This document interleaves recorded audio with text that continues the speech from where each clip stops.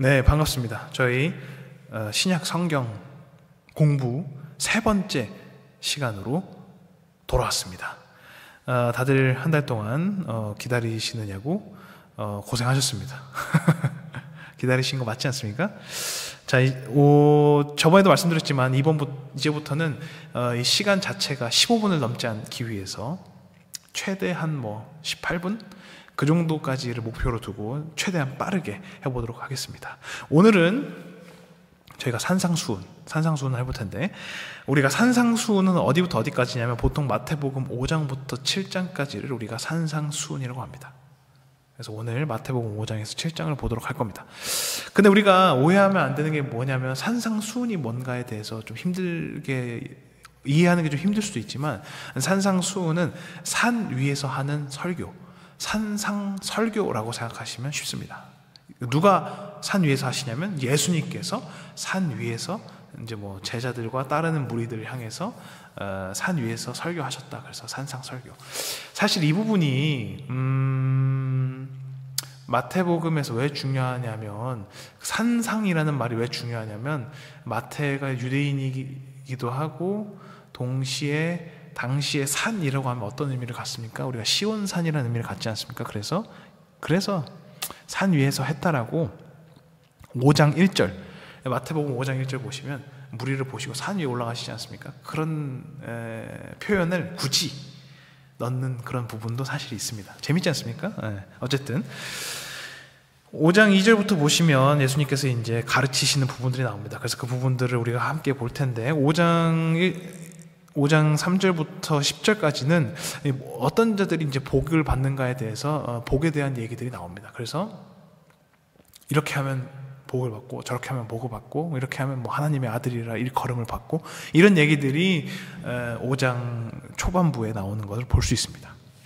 제가 한 가지 산상수훈을 시작하면서 말씀드리고 싶은데, 우리가 산상수훈, 산상설교를 볼 때에는 그런 생각을 가져야 됩니다. 이제까지 너희가 알던 것들은 다 잘못됐어. 여러분들한테 제가 하는 말이 아니라, 우리가 산상수훈을 들어갈 때에는 그런 생각을 갖고 들어가야 됩니다. 예수님께서 어떤 말씀을 하시냐면, 너희들이 지금 알고 있는 거 다 잘못됐어. 너희들이 알고 있는 거 그거 진정한 신앙이 아니야 라는 것을 갖고, 그렇게 말씀하신다라는 생각을 갖고 우리가 산상설교로 들어가면 훨씬 더 이해하기가 용이합니다. 그래서 그 생각을 갖고 보겠습니다. 5장 3절에 보시면 심령이 가난한 자가 복이 있고, 애통한 자가 복이 있고, 온유한 자가 복이 있고, 의에 줄이고 목마른 자가 복이 있고, 긍휼히 여긴 자가 복이 있고, 마음이 청결한 자가 복이 있고, 등등등등등등등등. 어떤 사람들이 복을 받고, 어떤 사람들이 하나님의 아들이라 일컬음을 받고, 어떤 사람들이 천국에 그들의 것이요 라는 것들이 나오지 않습니까? 여기서 중요한 게 뭐냐면, 제가 아까 처음에 뭐라고 말씀드렸습니까? 산상수훈은 너희들이 알고 있는 거 잘못됐어지 않습니까? 그럼 이 반대는 뭐겠습니까? 이 반대. 마음이 애통하고 심령이 가난하고, 그 반대가 뭡니까? 바리새인들입니다. 바리새인들과 서기관들입니다. 바리새인과 서기관들. 이 키워드가 중요합니다. 제가 괜히 바리새인 앵무새라서 그런 게 아니라, 바리새인과 서기관이라는 키워드가 산상수훈에서 중요합니다. 심령이 가난하고 애통하고 이렇고 저렇고 화평하고 이런 사람들의 반대말이 뭐냐면 바리새인이다. 이제까지는 우리가 그런 사람들한테 천국이 있다라고 생각했다. 이제까지는 우리가 종교 지도자들한테, 그런 사람들한테 하나님의 아들이라 일컬음이 있을 거라고 생각했다. 하지만 그거 잘못된 거야. 왜냐면 여러분 생각을 해보시기 바랍니다. 바리새인들이 어떤 사람들이니까, 그들이 스스로 자기들이 생각했을 때 청결한 자들이고, 자기들이 생각했을 때 흔히 이제 천국에 들어가는 사람들이지 않습니까? 자기들은 그런 삶을 살고 있고, 자기들은 율법을 지키고 있기 때문에 오히려 자기들에게 천국이 있고, 자기들이 하나님의 아들이라 일컬음을 받는다고 생각합니다. 근데 예수님께서 말씀하십니다. 그거 너희들이 생각하는 거 다 잘못했어. 성전에 들어가기가 용이롭고 회당에 들어가서 말씀을 전파하는 게 괜찮은 그 바리새인과 서기관들, 걔네들한테 천국이 있는 게 아니야. 오히려 그들보다 율법을 알지 못하고 그들보다 회당과 성전에 들어가는 게 용이하지 못하지만 밖에서 마음에 애끓는 그런 죄인들, 그런 병자와 같은 사람들, 당대의 죄인으로 취급받던 사람들, 오히려 그런 자들에게 천국이 있다라는 말을 하는 게 산상설교의 시작입니다. 제가 처음에 말씀드리지 않습니까? 우리 그런 생각을 갖고 들어가자고. 그런 생각을 갖고 들어가니까 이해가 되지 않습니까? 우리가 이 산상설교를 들으면서 어떻게 하면 복을 받을 수 있지? 이렇게 하면 복을 받는구나, 이런 태도로 들어가는 게 아니라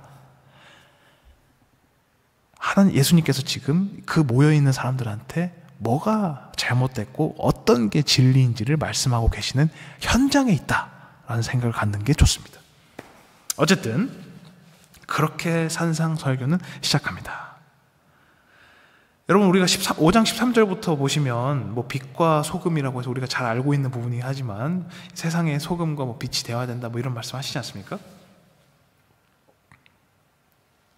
이 부분을 보면 어떤 것들을 우리가 주로 생각하냐면 우리가 세상을 살아가면서 쓸모 있는 사람이 돼야겠다. 우리가 세상을 살아가면서 남들에게 조금 쓰임 받을 수 있는 그런 사람이 돼야겠다라고 생각하지 않습니까? 물론 틀린 말은 아니지만 예수님께서 지금 어떤 말씀을 하고 계실까라고 우리가 골똘히 생각을 해보면 그런 깨달음을 받습니다. 당대에 바리새인과 서기관들이 하는 일들이 전혀 빛과 소금이 되지 못했구나. 당대에 하나님의 율법을 알고 있다는 사람들이 율법을 알고 있다라고 의스댈 뿐이지 전혀 빛과 소금이 되지 못했구나.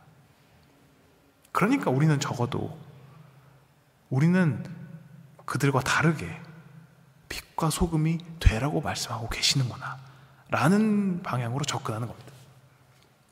그들은 아무리 하나님을 잘 알고 있다고 하고 하나님의 말씀을 잘 알고 있다고 해도 빛과 소금이 되지 못했던 것을 방증하고 있는 겁니다. 제가 지금 마태복음 시작해서 5장 1절부터 16절까지 주구장창 바리새인과 서기관들만 얘기하지 않았습니까? 그럼 여러분도 자연스럽게 어떤 생각이 드십니까? 그러면 저 바리새인과 서기관들 저 반대로만 살면 되겠다. 혹시 그런 생각이 드십니까? 바리새인과 서기관들 반대로 살면 되겠다. 저 사람들 잘못한 거니까 그렇게 살면 되겠다. 마태가 지금 기록하고 있는 산상설교가 참으로 매력적으로 다가오는 것이 무엇이냐면 이 말의 중에서도 그런 생각을 하고 있을 당대 현장에 있었던 사람들과 독자들을 향한 메시지가 있습니다. 5장 20절입니다. 내가 너희에게 이르노니 너희 의가 서기관과 바리새인보다 더 낫지 못하면 결코 천국에 들어가지 못한다. 여러분들 당대에 이 산상설교를 듣고 있을 사람들을 생각해 보시기 바랍니다. 그 사람들이 뭐라고 생각했습니까? 지금 딱 보니까 예수님께서 바리새인이나 서기관들 얘기하시는 것 같은데 이거 반대로 살면 되겠구나 그런 생각 같지 않겠습니까? 그러니까 뭐라고 하십니까? 그 사람들보다 더 옳게 올바르게 사는 것이 중요하지 반대로 산다, 그 사람들처럼 안 사니까 괜찮다, 이게 아니라 그 사람들보다 더 나은 삶, 더 성경적인 삶, 더 하나님의 자녀와 같은 삶을 살아야 된다라는 말씀을 하고 있습니다. 저는 어쩌면 이 말씀은 우리에게도 해당된다고 생각합니다. 우리도 이제 결론을 다 알고 있는 사람들이지 않습니까? 이 성경이 어떻게 끝맺음을 맺는지와, 그러니까 이제 마태복음이 어떻게 끝나는지, 마가복음이 어떻게 끝나는지, 이런 우리 다 알고 있고, 예수님께서 그들에게 어떤 적대감을 갖고 있는지 다 알고 있지 않습니까? 그런 상황에서 산상수훈을 보면 오해할 수 있습니다. 근데 예수님께서는 거기서 그렇게 말씀하십니다. 그들보다 더 나은 그들보다 더 참된 그런 삶이 되어야 된다라고 말씀하십니다. 너희가 지금 바리새인과 서기관들 반대로 살라고 해서 율법을 어기라는 게 아니다. 마태복음 5장 17절입니다. 내가 율법이나 선지자를 폐하러 온 줄로 생각하지 말라. 폐하러 온 것이 아니라 완전하게 하려 왔다. 너희가 완성된 삶을 살아가야지. 단순히 율법을 안 지키고 살면 되겠다. 단순히 바리새인처럼 안 살면 되겠다. 이게 아니라 완성된 삶. 오히려 율법이 삶에 녹아 있는 것, 오히려 그들보다 더 나은 것을 주문하고 계시는 겁니다. 산상설교는 그런 의미들을 갖습니다. 그렇기 때문에 뒤에 나오는 게 다 그거와 관련된 내용입니다. 예를 들어서 5장 21절부터 사람을 죽이는 것만이 살인이 아니라, 사람을 해하는 것만이 죄가 아니라 그 사람에게 라가라 하는 자, 그러니까 뭐 욕하는 사람, 그리고 그 사람에게 함부로 하는 자, 그런 자들이 오히려 더 죄를 짓는 거다. 그런 사람들이 오히려 다 죄를 짓는 거다. 지금 그런 말씀들을 하고 계시는 겁니다. 그러니까 너희들도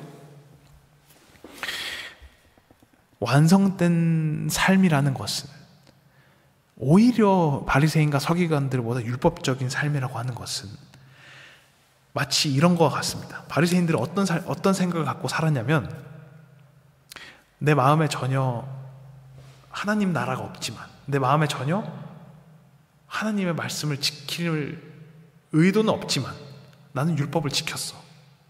율법이라고 하는 것이 하나님의 계명을 모두 포함합니까? 그건 아니지 않습니까? 하나님의 계명은 더 큰 의미지 않습니까? 나는 근데 율법은 지켰어. 모세가 우리에게 물려준 율법. 그렇기 때문에 난 죄가 없어.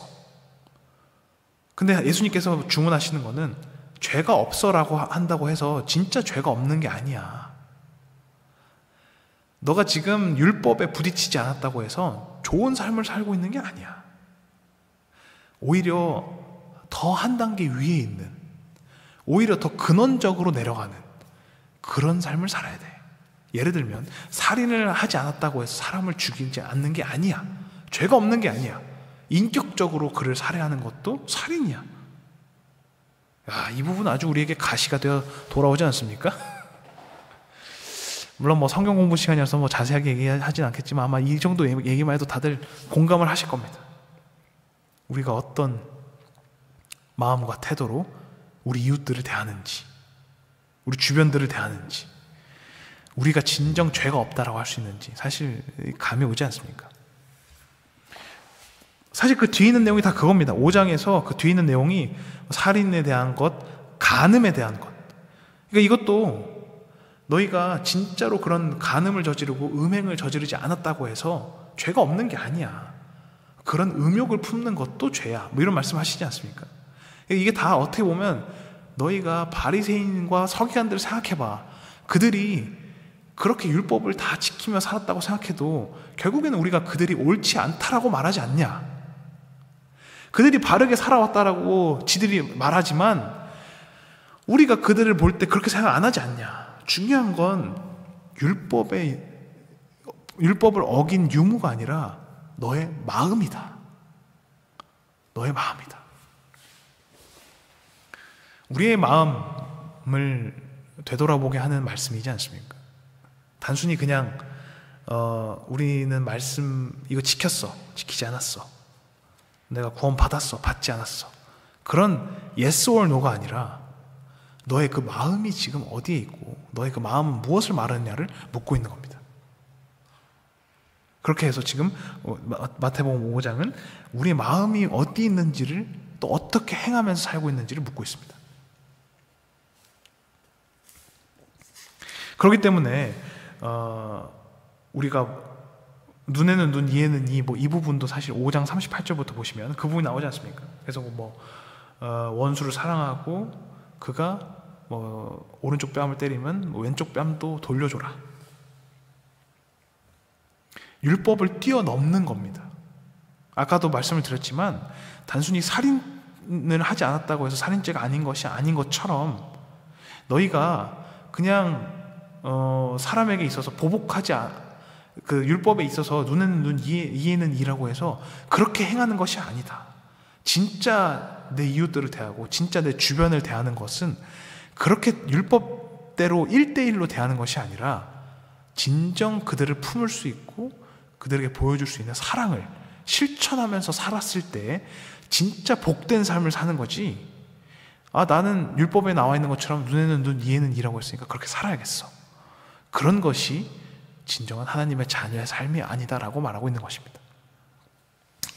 한 가지 재밌는 점은 우리가 5장 39절에서 누구든지 내 오른뺨을 치거든 왼편도 돌려대며 라고 하지 않습니까? 이게 무슨 말이냐면 우리가 이제 뺨을 맞을 때 이렇게 맞는 사람들은 별로 없을 겁니다.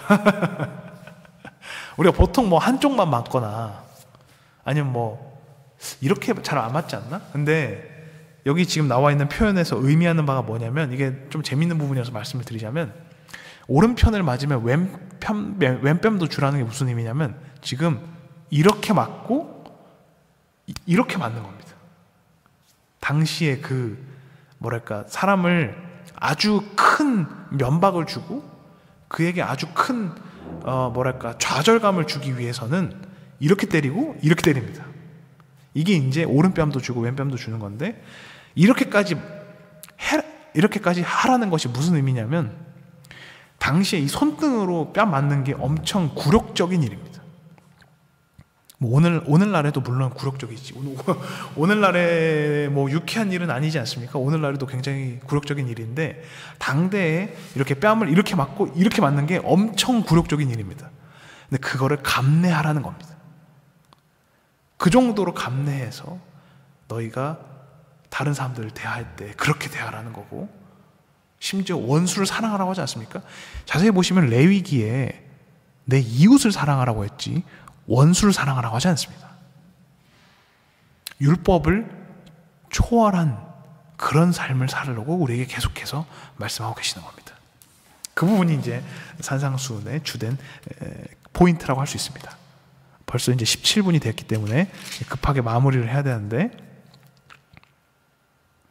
6장까지 봤으면 좋겠습니다. 6장까지 보고 끝내야지. 이게 17분 했는데 한 장만 볼 수는 없으니까.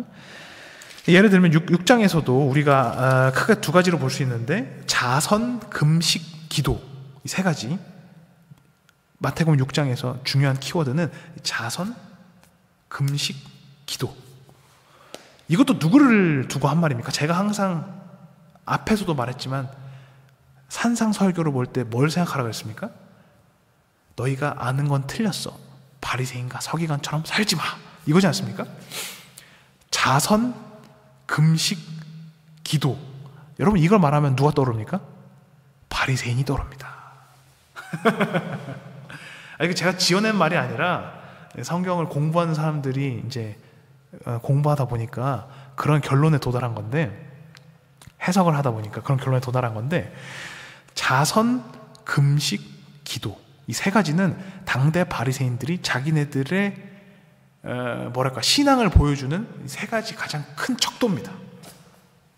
왜냐하면 하나님 앞에 예물을 내어놓을 때 일부러 많은 돈들을 내어놓으면서 티를 내지 않습니까? 그래서 그런 것들을 하지 말라고 하시고 금식할 때에도 일부러 사람들이 다 보고 들을 정도로 금식을 하지 않습니까? 그런 거 하지 말라고 하시고 기도할 때에도 그냥 조용히 하는 게 아니라 막 중언부언하면서 여기 그래서 우리가 이제 마태복음 6장에 주기도문이 나오는 이유가 뭐냐면 바리새인의 기도를 비판하시면서 하시는 말씀입니다. 야 바리새인들 봐봐. 쟤네들 무슨 이방인들처럼 중언부언하면서 사람들 앞에서 기도하기를 좋아하지 그게 진짜 기도가 아니야. 그건 가식이야 가식. 진짜 기도는 이렇게 하는 거야 라고 하면서 우리에게 주기도문을 말씀해 주십니다. 그 부분이 산상설교 안에 들어있고 그 산상설교 안에서도 마태복음 6장에 들어있는 겁니다. 오늘 우리는 이게 사실 산상설교를 하려면 마태복음 7장까지 해야 되는데 그러면 이게 20분 넘어가니까 우리가 도저히 힘들 것 같고 다음 시간에 우리가 마태복음 7장을 살짝 하고 나서 8장 9장을 한번 해보도록 할 텐데 정리를 좀 해보자면 산상설교는 기본적으로 어떤 생각을 가져야 되냐? 너희가 알고 있는 건 틀렸다. 그리고 바리새인과 서기관처럼 행하면 안 된다. 그런데 행하면 안 된다는 것이 저들과 반대로 살아가는 것이 아니라 저들을 뛰어넘을 수 있는, 저들보다 더 신앙적인, 저들보다 더 하나님의 자녀다운 삶을 살아라 라는 것들을 말하고 있다는 것입니다. 어떻게 우리에게 도전이 되지 않습니까? 저희가 지금 딱 20분 했는데 클로징 멘트 없이 빨리 끝내도록 하겠습니다. 그럼 저희는 다음 달에 성경 공부 4강에서 뵙도록 하겠습니다. 감사합니다.